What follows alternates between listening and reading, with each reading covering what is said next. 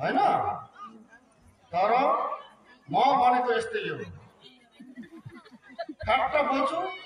सोही बोल्छु राम्रो बोल्छु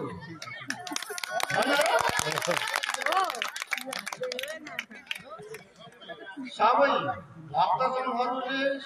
फुल पुष्पहरू ल्याउनु भयो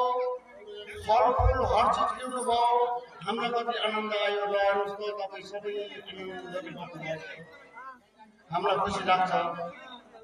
हाम्रा वृद्धहरू पनि हुनुहुन्छ कति आनन्द लाग्छ बालबालिका छन् कति आनन्द लाग्छ त्यही भएर सबैले हामीले आज यहाँ मन्दिर निर्माण गरियो कृपया गरेर भोलिको लागि हामीले यसलाई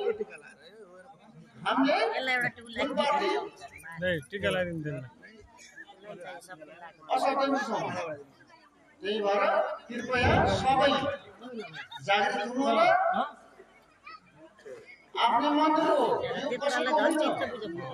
मेरो एक्लो होइन कसैको होइन कसैले एक्लो भने जगन गरेर भन्नु होला मैले ठोकेर भनिदिन्छु आर्थिक पिटेर भन्छु सबैको सार्वजनिक सर्वधर्म स्थल के हो जो पनि आएर यहाँ पूजा गर्न सक्नुहुन्छ सबैले पूजा गर्नु हो मेरो भाषा यस्तै